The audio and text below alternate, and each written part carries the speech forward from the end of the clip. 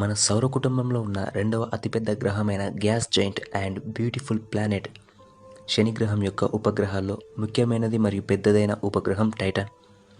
ఇది ఎందుకు ముఖ్యమైనది అంటే దీనిపై ఉన్న అతి ఎక్కువ సాంద్రత కలిగిన వాతావరణం. ఇది జీవానికి అనుకూలమైనది. ఒకవేళ మన సోలార్ సిస్టంలో నెక్స్ట్ లైఫ్ కనుగొంటే అది ఈ గ్రహంపైనే అయి ఉండవచ్చు.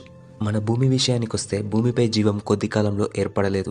ఎన్నో కోట్ల సంవత్సరాలు వేడి వాతావరణం నుండి చల్లబడి ఆమ్ల వర్షాలు ఆపై చల్లబడి ద్రవ రూపంలోకి నీరు మరియు ప్రీబయాటిక్ సూప్ ఏర్పడి అనుకూలమైన వాతావరణంలో ఆక్సిజన్, నైట్రోజన్, కార్బన్, సల్ఫర్ లాంటి మూలకాలు అమైనో యాసిడ్స్గా ఏర్పడి జీవం ఏర్పడడానికి కారణమయ్యాయి. ఆ పైన పెద్ద డైనోసార్స్ లాంటి జీవులు ఎవల్యూషన్ అయ్యాయి.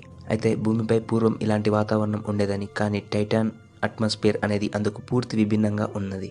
ఈ గ్రహంపై పాలియమైన్ అనే పదార్థం ఉందని కూడా కనుగొన్నారు. అయితే దీనిని క్రిస్టియన్ హైగెన్స్ కనుగొన్నారు. 1979 నవంబర్ 12న వోయేజర్ 1 దీనిని క్యాప్చర్ చేసింది.